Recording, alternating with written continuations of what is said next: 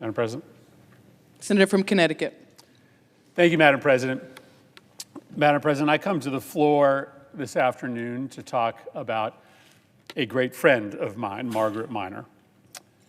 My friend Margaret Miner died last week. I'm really sad about it. Her family, her friends are really sad about it because she was a great friend. She was warm and she was generous because she was funny, she was kind, because she made a lot of other people's lives better. But I'm also sad because Margaret was one of a kind. She was a true Renaissance woman. She was a polymath. She was voracious about intaking the world and about giving back to it. I've never met anybody like her. I'll never meet anybody like her again. I'll never see a partnership like the one that she had with her late husband, Hugh Rawson. Her legacy lives on, but there's just no doubt that the mold was broken into when they made Margaret Miner.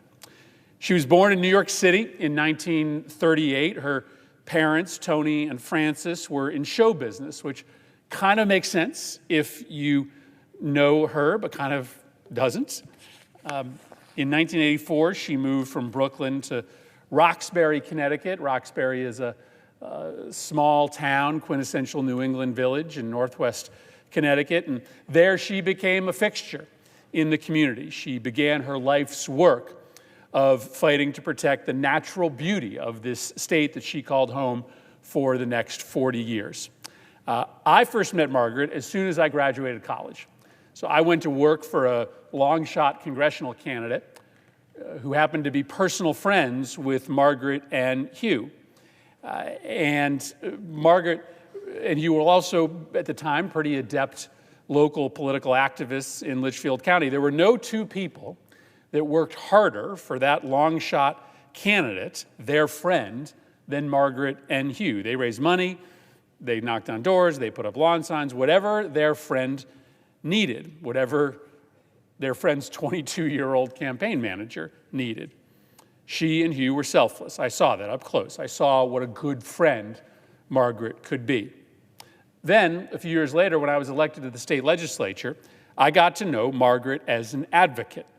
She was in those legislative halls in Hartford, Connecticut, nearly every single day, fighting for her cause, the cause of clean water and a healthy environment. She single-handedly made her organization, Rivers Alliance, which she led for 18 years, a force to be reckoned with in Hartford. Under her leadership, Rivers Alliance became a force in Connecticut politics. Her team fought for and successfully helped to pass state laws to create a statewide water plan to protect stream flow in water courses, to ban the water contaminant MTBE in gasoline, to protect funding for the Connecticut Council of Environmental Quality, and to restore and protect state funding for the U.S. Geologic Survey. That's just the tip of the iceberg in terms of what Margaret did, in terms of what Margaret and the people that she mentored produced in Hartford.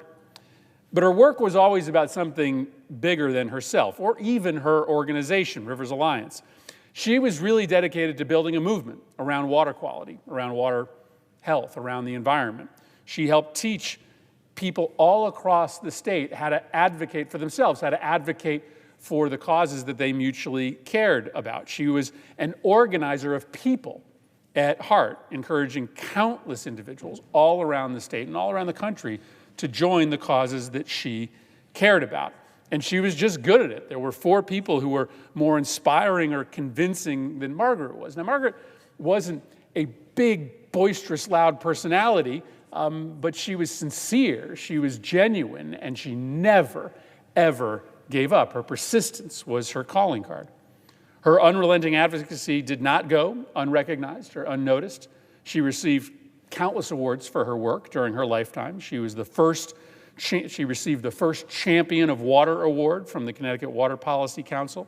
She received the Clyde Fisher Award for Environmental Achievement from the Connecticut Bar Association. She was the first recipient of the Mark Taylor Environmental Stewardship Award, the Rockfall Foundation's Tom Odell Distinguished Service Award. In 2016, I nominated her for the EPA's prestigious Lifetime Merit Award. People knew what she had done in Connecticut. And so good for Connecticut that we didn't have to wait for Margaret's passing before singling her out for her seminal achievements in the area of environmental protection. But what made Margaret so compelling, what made Margaret so amazing, was that in addition to being a great friend, in addition to leading one of the state's preeminent environmental organizations, she was incredibly accomplished in so many other fields. The rest of her life, when you say it out loud, in addition to all of that achievement, it kind of almost sounds implausible. For instance, in her free time, Margaret was a nationally known and celebrated author, not about the environment, but about the history of quotable people. She was the co-author of 5 dictionaries of quotations, including the Oxford Dictionary of American Quotations, with her husband, Hugh. In her spare time, she wrote 5 anthologies of quotations, 5 books.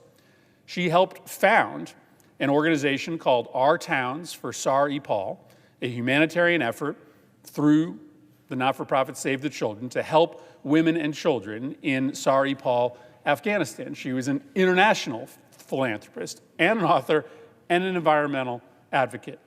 She wrote a Consumer Reports book on allergies. I didn't even know that until I read the story of Margaret's life.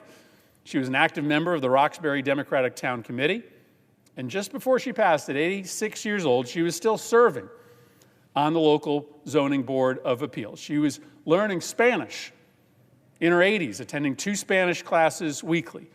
And as often as she could, she was playing poker, fleecing her friends of their money whenever possible. Margaret Miner was an original. As her friend, I'll remember her wit, her political savvy, her boundless heart. And on a personal note, I will just say I wouldn't be here if not for Margaret and Hugh. When I decided to run for Congress 10 years after first meeting Margaret, she was, not surprisingly, one of my first calls. I planned the early stages of my first campaign at Margaret and Hugh's kitchen table in their cute house in Roxbury, Connecticut. That's how important she was to me.